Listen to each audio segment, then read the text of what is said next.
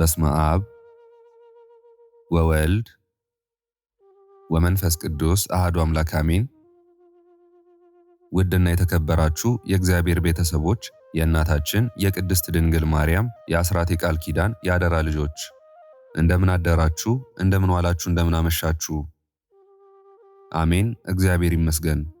እነሆ ዐቢይ ጾም መጻጉዕ የሚል ስያሜ የተሰጠው አራተኛው ሳምንት ሊጠናቀቅ ወደ ሳምንቱ መጨረሻዎቹ ቀናት እየደረስን ነው። በዛሬዋ ቀን ደግሞ እጅግ የምንወዳት የምናከብራት ስሟን ጠርተን የማንጠግባት እናታችን ቅድስት ድንግል ማርያም ገና በሕፃንነቷ ወደ ቤተ መቅደስ የገባችበትን ወርሃዊ መታሰቢያ በዓታ ለማርያም ብለን በታላቅ ክብር እያከበርንላት ነው። እንኳን ለታላቁ ዐቢይ ጾም አራተኛ ሳምንት መጻጉዕ ማብቂያና ለእናታችን ለቅድስተ ቅዱሳን ለንጽሕት ቅድስት ድንግል ማርያም በዓታ ለማርያም ወርሃዊ የክብር በዓል በሰላም በጤና በፍቅር አደረሳችሁ።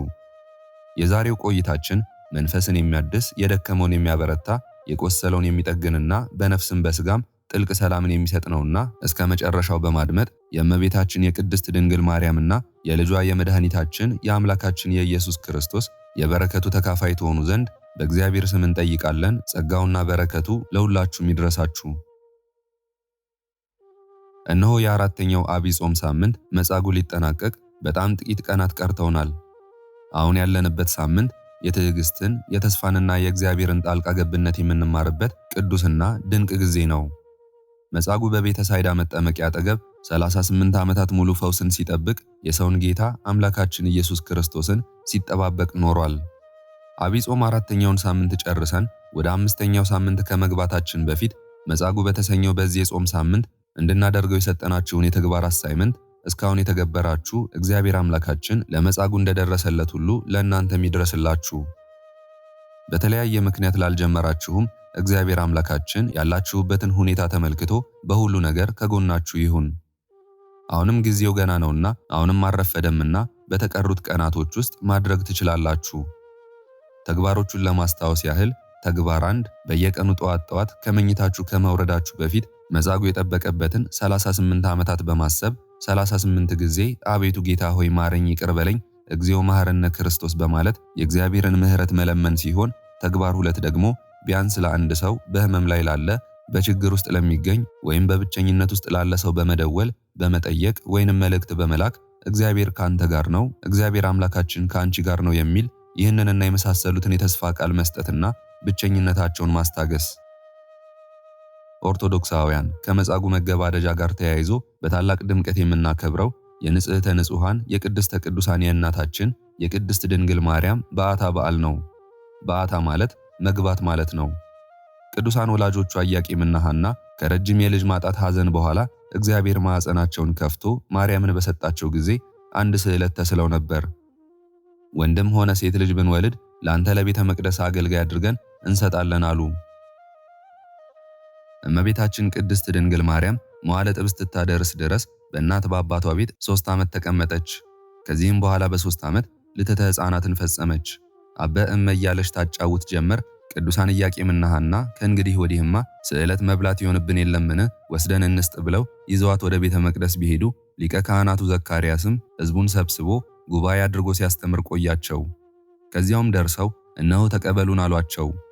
እነርሱም እንቀበላለን ብለው ቢያዩት ከፀሐይ 7 እጅ አብርታ ከመብረቅ 7 እጅ አስፈርታ የምታበራ ዕንቁ ባህር ይመስላት አየቻቸው።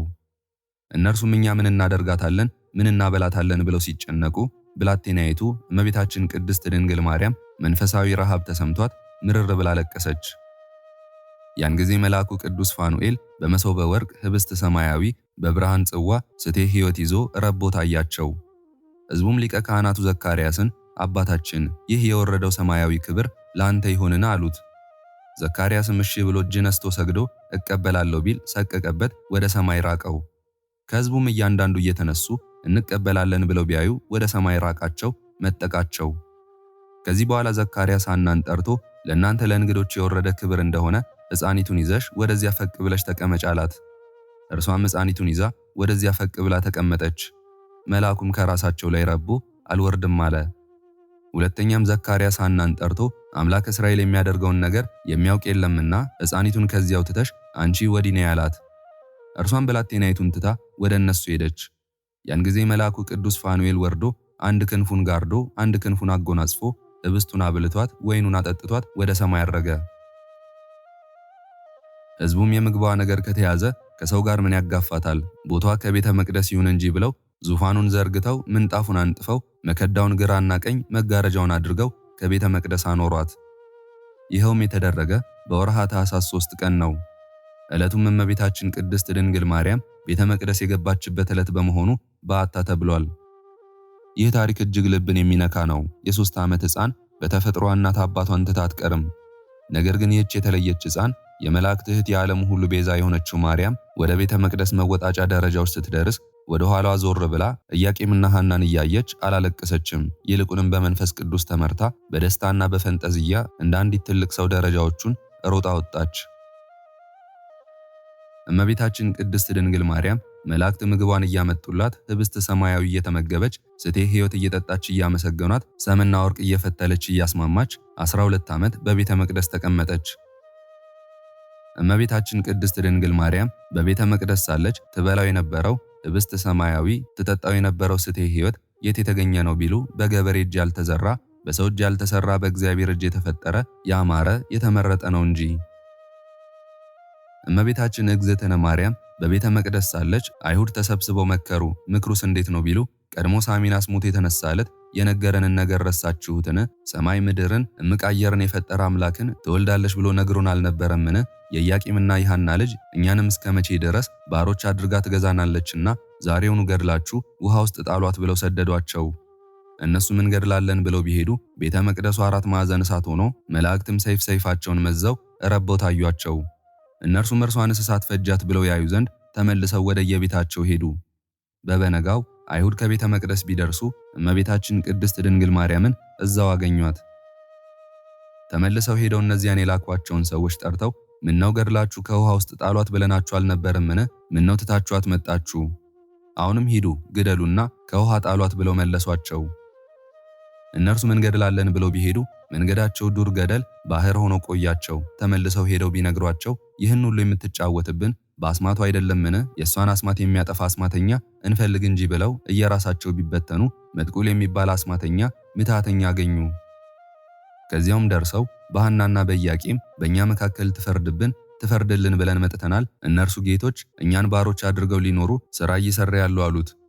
ከነርሳቸው የበለጠች ልጃቸውን ልናጠፋት ሽተን ሰው ብንልክባት እነሆ የመቅደሳችንን ቅጽር አንድ ጊዜ እሳት ሌላ ጊዜ ደግሞ መንገዳችንን ዱር ገደል ባህር እያደረገች በእጅጉ አስቸገረችን።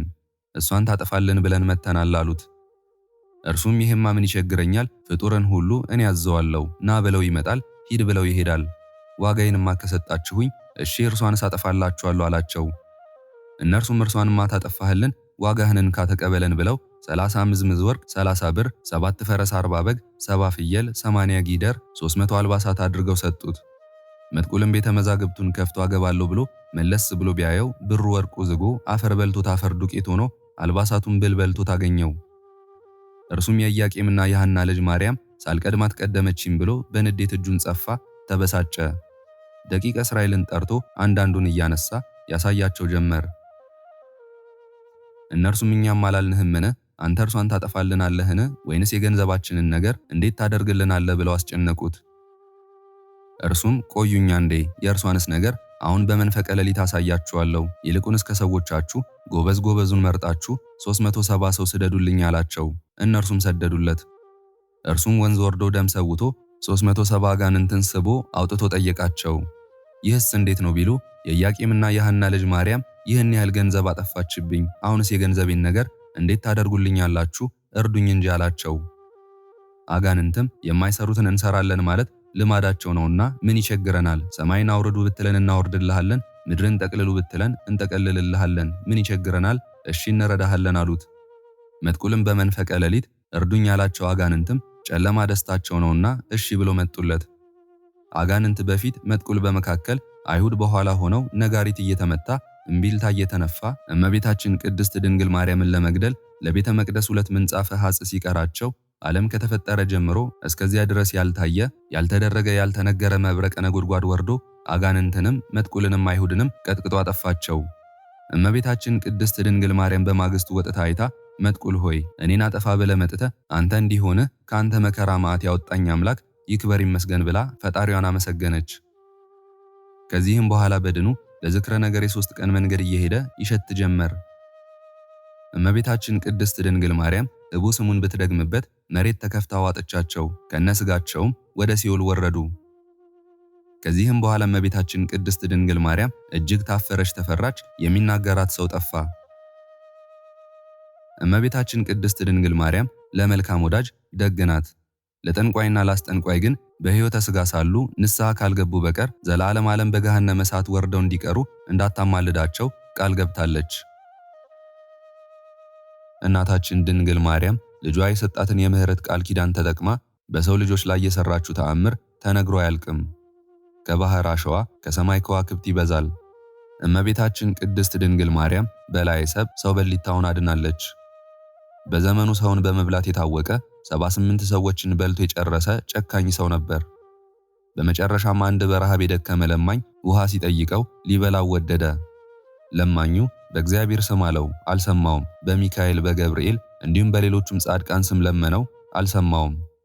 በመጨረሻም በቅድስት ድንግል ማርያም ስም እሷን አስበ ማረኝ ሲለው በላይ የቅድስት ድንግል ማርያምን ስም ሲሰማ ልቡ ራራ፣ ጥቂት ውሃ ሰጠው።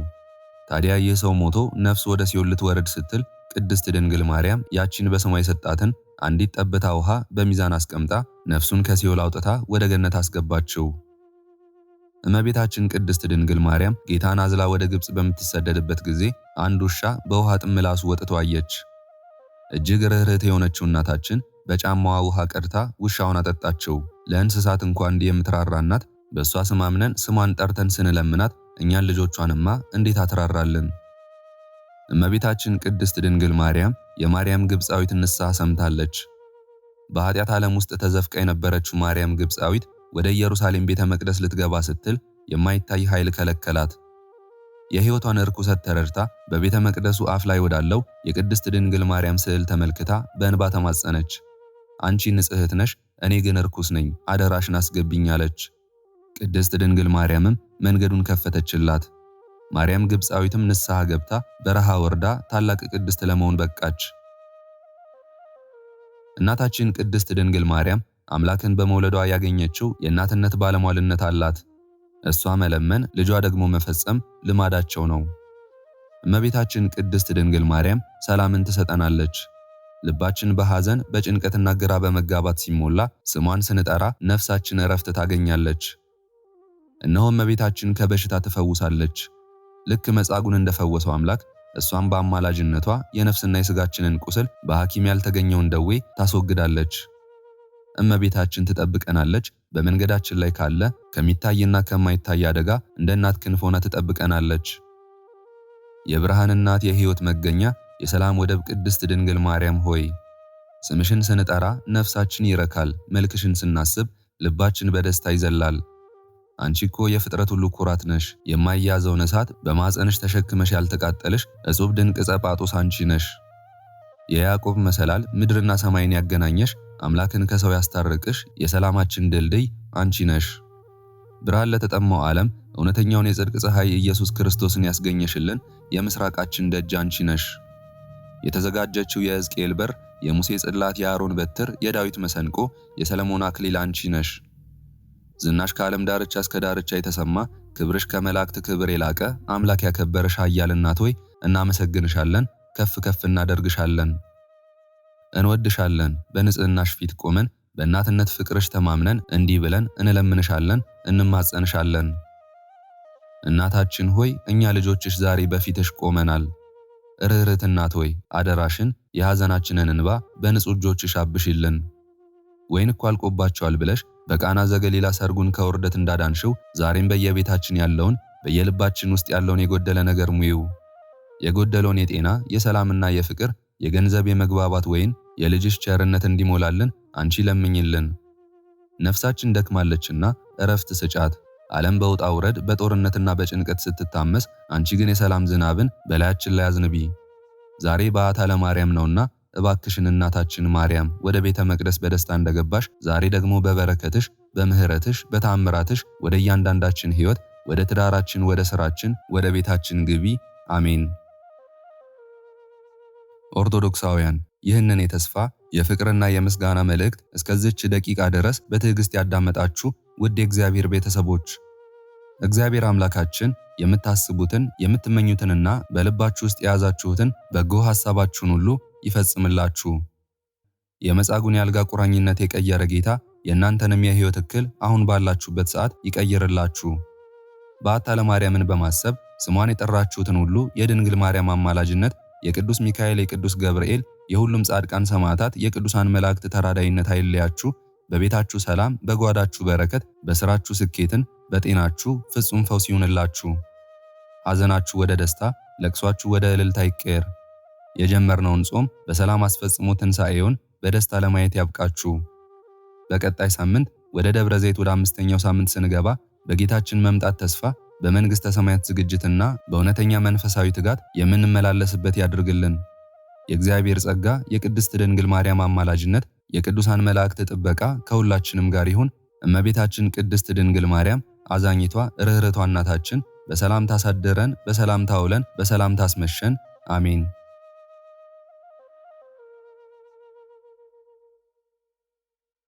ክብር ምስጋና ይሁን አንድ አምላክ ለሆነ ለአብ ለወልድ ለመንፈስ ቅዱስ ዛሬም ዘወትርም እስከ ዘላለም አሜን። የዛሬውን መርሃ ግብር በዚህ መልኩ ጨርሰናል። ዘውትር የምንለቀውን መርሃ ግብር እንድትከታተሉ ሳትሰለቹም ሰብስክራይብ፣ ላይክ እና ሼር እንድታደርጉ እኔንም ይህንን ጸሎት የተከታተሉትንም በያላችሁበት በጸሎታችሁ እንድታስቡን በጌታችን በመድኃኒታችን በአምላካችን በኢየሱስ ክርስቶስ ስም እጠይቃለሁ። እግዚአብሔር አምላካችን እስካሁን ሰዓት ጠብቆ ለዚህ ያበቃን የአባቶቻችን አምላክ ልዑል እግዚአብሔር ስሙ ፈጽሞ የተመሰገነ ይሁንልን። እመቤታችን ቅድስት ድንግል ማርያም ዘላለማዊ ስሟ የተወደደ ይሁንልን። ጻድቃን ሰማዕታት፣ ቅዱሳን መላእክት እንደየክብራቸውና እንደየማዕረጋቸው የከበሩ ይሁኑልን።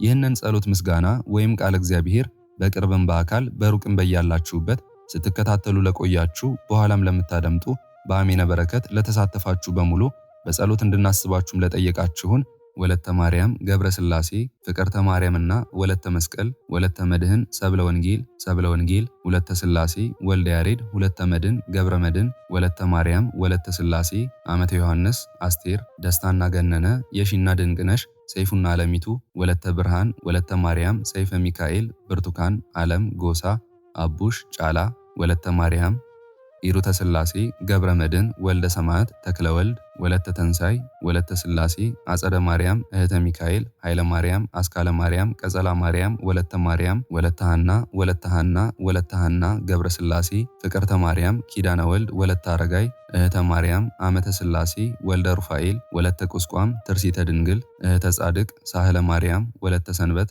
እህተ ሚካኤል፣ ወለተ ጻድቅ፣ ወለተ ሰማያትና እህተ ማርያም፣ ኃይለ ሚካኤል፣ ወለተ ማርያም፣ ኃይለ ጊዮርጊስ፣ አጸደ ማርያም፣ ወልደ ዮሐንስ፣ ወለተ ኢየሱስ፣ አጸደ ማርያም፣ ወለተ ማርያም፣ ወለተ ጻድቅ፣ ወለተ ማርያም፣ ወለተ ማርያም፣ ክንፈ ሚካኤል፣ ወልደ ገብርኤል፣ ወልደ ሰንበት፣ ወልደ ጊዮርጊስ፣ ኃይለ ሚካኤል፣ ወለተ ማርያም፣ እህተ ማርያም፣ ኃይለ መስቀል፣ ወለተ ገብርኤል፣ ወለተ ማርያም፣ አጸደ ማርያም፣ ሐና ማርያም፣ ጽጌ ማርያም፣ ብርሃኔ፣ ሀብቴ፣ ወለተ ኪዳን፣ ሀብተ ማርያም፣ ፍቅረ ሥላሴ፣ ወለተ ሥላሴ፣ ማርዬ፣ የሺ፣ ወለተ ሚካኤል፣ ወለተ ማርያም፣ ጸዳለ ማርያም፣ ወልደ ጊዮርጊስ፣ ወለተ ሚካኤል፣ ወለተ አረጋዊ፣ ወለተ ትንሣኤና ክንፈ ሚካኤል፣ ወለተ ማርያም፣ ወልደ አማኑኤል፣ ዮርዳኖስ፣ ወለተ ገብርኤልና ገብረ ጊዮርጊስ፣ ወለተ ሕይወት፣ ሰሊና፣ ወለተ ትንሣኤ፣ ዮሐና፣ ንግሥቲ፣ አዜብ፣ ወለተ ዮሐንስና ክንፈ ሚካኤል፣ ወለተ ማርያም፣ ስህነ ማርያም፣ ተክለ ሚካኤል፣ ወልደ ሰንበትና ጽጌ ማርያም፣ ወለተ ሰንበት፣ ወለተ ማርያም፣ ወለተ ዮሐንስ፣ ወለተ አናንያ፣ ወለተ ሚካኤል፣ ገብረ ጻድቅ፣ ወለተ ሚካኤል፣ ፍቅርተ ሚካኤል፣ ኃይለ ሚካኤል፣ ትርሲተ ሚካኤል፣ ፍቅረ ዮሐንስ፣ ተስፋ ሚካኤል፣ ወለተ ማርያም፣ ሐና ማርያም፣ አክሊለ ሰማያት፣ ፍቅረ ዮሐንስ፣ ጸገነት፣ ፍቅርተ ማርያም፣ ወለተ ሥላሴ፣ ወለተ ሰንበት፣ ማሪቱ ኃይሉ፣ ወለተ ሥላሴ፣ ኃይለ ገብርኤል፣ ገብረ አብ፣ ኃይለ ሚካኤል፣ አስካለ ማርያም፣ አምደ ሚካኤል፣ ወለተ ሚካኤል፣ አመተ ኢየሱስ፣ ወለተ መድህን፣ ወለተ ማርያም፣ ፈቃደ ማርያም፣ አጸደ ማርያም፣ ወለተ ሐና፣ ወለተ ኪዳንና በትረ ማርያም፣ ወለተ ሥላሴ ሁላችሁንም እግዚአብሔር ያስባችሁ ከነ ቤተሰባችሁ በሕይወት በጤና ያቆያችሁ። ዕድሜ ዘመናችሁ የተባረከ፣ ስራችሁን የሰመረ፣ ቀናችሁን ያማረ፣ ኑሯችሁን የከበረ፣ ጸሎታችሁንም የተሰማ ያድርግላችሁ።